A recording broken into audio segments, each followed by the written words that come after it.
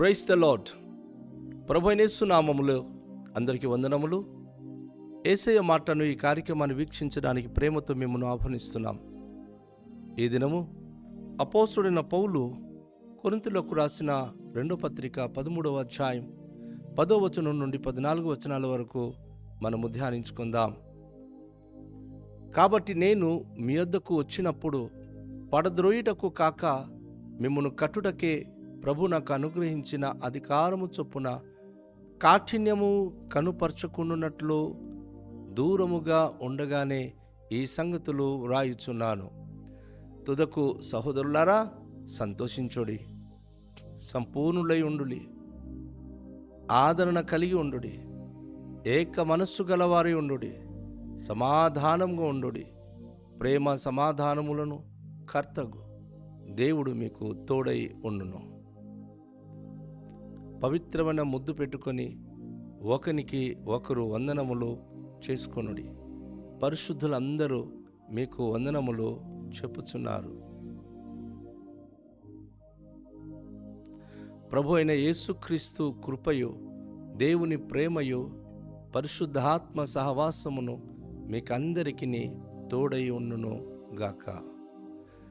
ప్రభునందు మికిలి ప్రియ సహోదరి సహోదరులారా, చాలా ప్రాముఖ్యమైన వాక్య భాగానికి మనము వచ్చి ఉన్నాము. ఇది చివరి పాఠ్య భాగం అయినప్పుడు కూడాను చాలా లోతైన విషయాలు ఇందులో దేవుడు మనకు తెలియచేస్తూ ఉన్నాడు. జాగ్రత్తగా అపోస్తలుడు పౌలు చెప్పే మాటలు మనం ఒకసారి జ్ఞాపకం చేసుకుందాం. ఆయన 3వ ప్రయాణంలో వారి మధ్యకు వెళ్లే ముందు ఆయన అంటున్నాడు, నేను పడద్రోయడానికి రావట్లేదు, కట్టడానికే వస్తున్నాను. దేవుడు నాకు ఇచ్చిన అధికారం బట్టి ఈ మాటల్ని మీకు చెప్తున్నాను. మీరేమాత్రం కూడా కఠినంగా ఉండకండి, దూరంగా ఉండగానే ఈ విషయాలు నేను మీకు తెలియచేస్తున్నాను. దేవుడు నాకు ఇచ్చిన అధికారం బట్టి కాఠిన్యము కనుపరచుకున్నట్లుగా దూరంగా ఉండగానే మీకు ఈ విషయాలు తెలియచేస్తున్నాను అంటూ వారిలో ఎలా ఉండాలో ఆయన కొన్ని మాటలు ఇక్కడ వివరంగా తెలియచేస్తున్నాడు. ఏంటి అంటే, తుదకు సహోదరులారా, గమనించండి, మీరు దుఃఖపడి ఉండకూడదు, సంతోషంగా ఉండండి. ప్రతి ఒక్కరూ సంతోషంగా ఉండాలి. ఎవరి మీద ఎవరు అభియోగం పెట్టుకుంటేనే మీ సంతోషం పోతుంది. సంఘంలో ఈరోజు కూడా అంతే కదండి. ఒకరి మీద ఒకరు కనుక కక్ష, ఒకలాంటి భేదాభిప్రాయాలు పెట్టుకుంటే వారి ముఖాల్లో సంతోషం ఉండదు, చిరునవ్వు ఉండదు. కనిపిస్తారు ముఖాల్లో, కానీ సంతోషంగా వారు పలకరించరు. అపోస్తలుడు పౌలు అంటాడు, మీలో తప్పు చేస్తున్నారు, ఆ తప్పు మానేయండి, మీరందరూ సంతోషంగా ఉండండి. అంతేకాదు, సంపూర్ణులై ఉండుడి. పరిశుద్ధాత్మ వరాలతో సంపూర్ణత కలిగిన వారు ఉండాలి, పూర్ణులుగా ఉండాలి. 3వదిగా, అందరూ ఆదరణ కలిగి ఉండాలి. అందరూ కూడాను ఒకరికొకరు ఆదరించేటటువంటి వారుగా మీరు ఉండాలి. 4వదిగా, అందరూ ఏక మనస్సు గలవారై ఉండాలి. అందరిలో ఒకే మనసు, ఒకే భావము. తప్పుడు తలంపులు, తప్పుడు ఆలోచన ఉందో గద్దించామా, దానికి లోబడదాం, విధేయత కలిగి ఉందాం, దేవునితో భయభక్తి కలిగి నడుద్దాం. ఏక మనస్సు అందరూ కలిగి ఉండాలి. 6వదిగా, సమాధానంగా ఉండాలి. ఎందుకంటే ప్రేమ సమాధానములకు కర్త అయిన దేవుడు మీకు తోడై ఉంటాడు. మనలో ప్రేమను నింపి సమాధానం ఇచ్చేటటువంటి దేవుడు మనకు ఆయన సమాధానమును సమృద్ధిగా ఇచ్చువాడై ఉన్నాడన్న సంగతి మనం జ్ఞాపకం చేసుకోవాలి. దేవుని యొక్క వాక్యమును బట్టి మనము దేవుని యొక్క సన్నిధిలో సంపూర్ణమైనటువంటి ఇది కలిగి ఉండాలి. ఇక్కడ ఒక మాట, ఈ పదానికి చాలామంది విభిన్నంగా ఆలోచిస్తూ ఉంటారు. దానిని ఈరోజు పరిశుద్ధాత్మ దేవుడు మీకు వివరించే ఆ భాగ్యము నాకు అనుగ్రహించాడు. పవిత్రమైన ముద్దు పెట్టుకుని ఒకరికొకరు వందనములు చేసుకొనుడి. నేటి సంఘములో ఉన్న ప్రజలు ముద్దు పెట్టుకోవాలని చెప్పి కొంతమంది పాస్టర్లు సంఘంలో విశ్వాసులకి ముద్దు పెట్టేటటువంటి క్రమం పెడుతుంది. అది పనికి మన నీచమైన పని, అది తప్పు. అది కొరింథీ సంఘానికి ఎందుకు ఆయన పవిత్రమైన ముద్దు పెట్టుకుండి అన్నాడంటే, సంఘం ఇరిగిపోయింది, సంఘం చెడిపోయింది, వాళ్ళు ఐక్యత లేదు. అపోస్తలుడు పౌలు చాలా భయంకరంగా గద్దించాడు. వారి జారత్వం గురించి, వారి దుష్టత్వం గురించి గద్దించినప్పుడు వారు ఇటు అటు అయిపోయి ఉన్నారు. కాబట్టి సంఘానికి ఆయన హెచ్చరిక చేస్తూ, బాబు అందరినీ చేర్చుకోండి, పవిత్రమైన ముద్దు. ఎందుకంటే ఇప్పుడు వరకు అపవిత్రమైన ముద్దు పెట్టుకున్నారు వాళ్ళు, అపవిత్రమైన జీవితం జీవించారు వాళ్ళు, దుర్భాగ్య స్థితిలో వాళ్ళు నడిచారు. అలాంటి నడక ఈసారి సంఘంలో కనబడకూడదు. ఎవరైతే కోపంతో బాధలతో ఉన్నారో, ఎవరైతే నేను గద్దించినప్పుడు వారు లోబడకుండా వెళ్ళిపోయారో వారికి చేర్చుకొని పవిత్రమైన ముద్దు పెట్టండి. నేను చిన్నప్పుడు, నా పిల్లలు చిన్నప్పుడు నేను చాలాసార్లు వారికి విపరీతంగా స్కూల్ మార్కు తక్కువ వచ్చిన గద్దించేవాడిని. ఏదైనా తప్పు చేసినప్పుడు వారికి చాలా గద్దించి నేను శిక్షించేవాడిని. కాసేపు పోయిన తర్వాత మనసు కరిగిపోయి వారికి దగ్గర చేర్చుకొని నా ముగ్గురు పిల్లల్ని నా కౌగిట్లో వారికి గట్టిగా హత్తుకొని ముద్దు పెట్టుకొని కన్నీళ్లు పెట్టుకొని, ఇలా చేయకండ్రా, ఇలా ఉండండ్రా, ఇలా చేస్తే నాకు బాధ అనిపిస్తుంది అని ముగ్గురు హత్తుకొని వారి ముగ్గురు తలల మీద ఎన్నిసార్లు నా కన్నీళ్ళు వంపున్నానో అది దేవుడికి తెలుసు. ఎందుకు అంటే ఆ ప్రేమ అలాగ ఉప్పొంగేది. నా పిల్లలకి నేను ఎందుకు ఇలా కొట్టేశాను, నా పిల్లలకి ఎందుకు ఇలా నేను అన్నాను, నా పిల్లలకి ఎందుకు ఇలా బాధించాను, అయ్యో వాళ్ళు తప్పు చేసినందుకు కదా.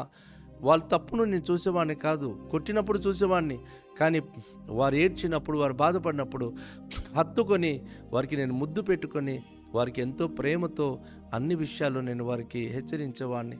అపోస్తలుడైన పౌలు కొరింథీ సంఘానికి ఒక తండ్రి, ఆత్మీయ తండ్రి. కాబట్టి ఆయన వచ్చి నేను ముద్దు పెడతానని చెప్పట్లా. పరిశుద్ధమైన పవిత్రమైన ముద్దులతో మీరు ఒక్కరినొక్కరు ముద్దు పెట్టుకోనండి. మీలో ఆల్రెడీ కూల్ డౌన్ అయిపోవాలి. నేను వచ్చినప్పటికీ ఎవ్వరు మన కక్షలతో ఉండకూడదు, కోపతాపాలతో ఉండకూడదు అని. అది అండి అక్కడ విషయం.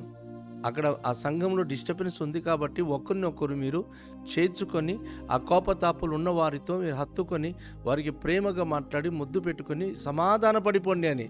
కానీ ఈరోజు సంఘంలో చర్చకు వచ్చినటువంటి వందలాది ప్రజలకు మనం నిలబెట్టి రండి ముద్దు పెడతామంటే అంతకన్నా దరిద్రం మరి ఇంకోటి ఉండదు. ఇది ఇక్కడ అప్లికేషన్ కోసం అది అప్లై చేయడానికి కాదు. ఈ మాట కోపతాపాలతో ఉండి సంఘం విడిపోయినటువంటి వారి మధ్య ఈ ప్రేమ ఆలింగనం చేసుకొని వారు ముద్దు పెట్టుకోవడానికి అపోస్తలుడు పౌలు కొరింథీ సంఘానికి రాస్తున్నాడు. మన సంఘాలు కూడా అది చేద్దామంటాం, అది కరెక్ట్ కాదు. మనం ప్రేమగా కూర్చొని మాట్లాడి సమస్యలు ఏముంటే క్లియర్ చేసుకుంటే మంచిది. ఆ సంఘం విరిగిపోయిన స్థితి. అందుకే పరిశుద్ధులు అందరూ మీకు వందనములు చెప్తున్నారు. ఈరోజు ప్రియ సంఘమా, మీరు ఇటోటి అయిపోవడం కాదు. పరిశుద్ధులైనటువంటి దేవుని ప్రజలు వారు యెరూషలేములో ఉండి కూడాను, మరి నాతో ఉన్నటువంటి వారు కూడాను పరిశుద్ధులమైన దేవుని యొక్క భక్తులు మీ అందరి కొరకు చాలా భారంగా మరి ప్రార్థన చేయడమే కాకుండా వందనాలు చెప్తా ఉన్నారు. మీ అందరికీ కృతజ్ఞతలు తెలియచేస్తున్నారు. అది ప్రతి విశ్వాసి అది గుర్తుంచుకోవాలి. ప్రతి సంఘంలో అది గుర్తుంచుకోవాలి. దేవుని యొక్క బిడ్డలైన మనము ఒకరితో ఒకరు సహవాసం కలిగి కృతజ్ఞతలు కలిగి ఒకరికొకరు మనం వందనాలు అర్పించుకుంటూ మన మంచిగా పవిత్రమైన జీవితం జీవించాలని అపోస్తలుడైన పౌలు మనకు ఈ వాక్యంలో హెచ్చరిక చేస్తూ ఉన్నాడు. కనుక ఒకసారి మనం ధ్యానించినప్పుడు దేవునికి ప్రియ బిడ్డలారా, ఈ వాక్య భాగంలో ప్రభు అయిన యేసుక్రీస్తు కృపయు, దేవుని ప్రేమయు, పరిశుద్ధాత్మ సహవాసమును మీకందరికీ తోడై ఉండునుగాక. అపోస్తలుడు పౌలు యొక్క ముగింపులో ఆ యొక్క కొరింథీ సంఘానికి ఆయన ఈ మాటలు రాస్తూ సంఘము చెడిపోకూడదు. ఈరోజు ప్రియ సంఘాల దేవుని యొక్క ప్రియ ప్రజలారా, ఈరోజు మీరు ఎలా ఉన్నారు? ప్రేమగా ఉన్నారా? దేవుని ప్రేమ, పరిశుద్ధాత్మ సహవాసము, యేసుక్రీస్తు యొక్క కృప సంఘాలకు తోడుగా ఉందా? యేసుక్రీస్తు కృప తోడుగా ఉంటే 2 కొరింథీ పత్రికలోని మనం ఒక మాట చదివాం కదా, మీరు మన ప్రభు అయిన యేసుక్రీస్తు కృపను ఎరుగుదురు కదా. ఎందుకు యేసుక్రీస్తు కృప మనకు తోడే ఉండునుగాక అంటున్నాము అంటే, యేసుక్రీస్తు యొక్క కృపలో మనకు మన దారిద్ర్యమును తీసివేసి ధనవంతులు చేసే ఆశీర్వాదాలు ఉన్నాయి. మీరు మన ప్రభు అయిన యేసుక్రీస్తు కృపను ఎరుగుదురు కదా. ఆయన ధనవంతుడై ఉండి మీ నిమిత్తము దరిద్రుడాయను. మీరు ధనవంతులు కావాలని మీ నిమిత్తము దరిద్రుడాయను. ప్రియ సంఘమా, దేవుని ప్రియ బిడ్డలారా, ఏమీ లేని వారుగా మనం ప్రభుత్వం ప్రారంభిస్తాం. కానీ యేసుక్రీస్తు యొక్క కృప మనకు తోడుగా ఉన్నప్పుడు అంతస్తులోనికి ఎక్కుతాం. కలలో ఊహించకపోయి ఉంటాం. కొన్నిసార్లు మన పరిస్థితిని బట్టి, మన పొజిషన్ బట్టి, మన చుట్టాలు బంధువులు మీరు ఈ స్థితికి వస్తారని మేము ఊహించలేదు అంటుంటారా లేదా? గమనించండి. అంటే ఎందుకు ఆ మాట వాళ్ళు అంటున్నారు అంటే, యేసు కృప మీకు తోడుగా ఉంది. ఈరోజు వరకు మీకు ఒకవేళ సరైన అభివృద్ధి లేదు, సరైన స్థితి లేదంటే కాంప్రమైజ్ అయిపోయి చాలామంది ఏమంటారంటే, ఇవన్నీ ఉంటేనే కృప, మాకు దేవుడి కృప ఉంది అంటారు. అఫ్కోర్స్ ఉండొచ్చు, సంతోషం. కానీ దేవుని యొక్క కృపలో నువ్వు కూడు, గుడ్డ, నీడ, ఈ 3 నీకు అవసరము. అది దేవుడు తన యేసుక్రీస్తు కృప వలన అది దేవుడు మీకు అనుగ్రహిస్తాడు. అదే సమయంలో దేవుని ప్రేమ మీ పైన ఉండాలి. దేవుని ప్రేమ మన పైన ఉన్నప్పుడు మనం ఎప్పుడు కూడా నశించము. ఎందుకంటే ఎంతమంది అయితే తనను విశ్వసిస్తున్నారో వారు నశింపక నిత్యజం పొందినట్టుగా దేవుని ప్రేమ వారిపైన వెల్లుడిపరచబడినది. ఎందుకు అపోస్తలుడు పౌలు ఇక్కడ దేవుని ప్రేమ ఉండాలి అంటున్నాడంటే, ఆ ప్రేమ ఉంటే ఒక విశ్వాసి నశించిపోడు. ఆ ప్రేమ ఆ వ్యక్తికి నాశనకరమైన స్థితి నుంచి రక్షిస్తుంది. మూడోదిగా పరిశుద్ధాత్మ సహవాసము. మనము దుష్ట సాంగత్యము మంచి నడవడికి చెరుపుననే మాట విన్నాం కదా, విని ఉన్నాం చాలాసార్లు. అవును, దుష్టులతో, ఈ లోక సంబంధమైనటువంటి వ్యక్తులతో సాంగత్యం చేసి చెడిపోతాం. కానీ పరిశుద్ధాత్మ సహవాసం కలిగి ఉంటే దీవించబడతాం. కనుక పరిశుద్ధాత్మ సహవాసము మనందరికీ తోడై ఉండాలని అపోస్తలుడైన పౌలు ఇక్కడ మనందరికీ చివరిగా ఆశీర్వచనాలతో ఆయన మనకు ఈ యొక్క పత్రికను ముగింపు చేస్తున్నాడు. కనుక తన రెండో పత్రికలో చాలా చాలా శ్రేష్టమైన విషయాలు ఆయన మనకు తెలియచేశారు. ఆ శ్రేష్టమైన విషయాలన్నీ కూడాను ఈరోజు మనం కలిగి విస్తరించి ఆయనకు మహిమ కలిగి జీవించేలాగున దేవుడు సహాయం చేసేలాగున రండి తలలోంచుకొని ప్రార్థన చేద్దాం. దయగల తండ్రి, మీ పరిశుద్ధ నామానికి స్తోత్రాలు. మీరు మాకు అనుగ్రహించని పవిత్ర లేఖన భాగం కొరకు కృతజ్ఞతలు చెల్లిస్తున్నాం. మీ అందే నిరీక్షణ కలిగి, మీ అందు విశ్వాసం కలిగి, మీ ఘననామానికి మహిమకరంగా సమస్తము చేయగలిగే భాగ్యం నిమ్మని, మీ యొక్క కృప కరుణ కటాక్ష మాకు దయచేయమని, కక్ష కోపతాపాలు ఎవరిలో లేకుండా అందరూ సహవాసం కలిగి ప్రభువైన యేసుక్రీస్తు వారి యొక్క కృపలోను, దేవుని యొక్క ప్రేమలోను, పరిశుద్ధాత్మ దేవుని యొక్క పరిశుద్ధ వరాలతో సహవాసం కలిగి అభివృద్ధి పొందే క్రైస్తవ జీవితంగాను, సంఘ జీవితంగాను, సామాజికంగా ప్రభు మేము అభివృద్ధి పొందే భాగ్యం దయచేయమని, ప్రభు ఈ నూతన నెలలో నూతన ఆశీర్వాదాలతో నింపి నూతన కార్యములను మా జీవితంలో జరిగించి ఘనత మహిమ ప్రభావం పొందుకొనుమని యేసు నామములో ప్రార్థిస్తున్నాము తండ్రి, ఆమేన్. అందరికీ షాలోం. ప్రభు మనల్ని దీవించునుగాక.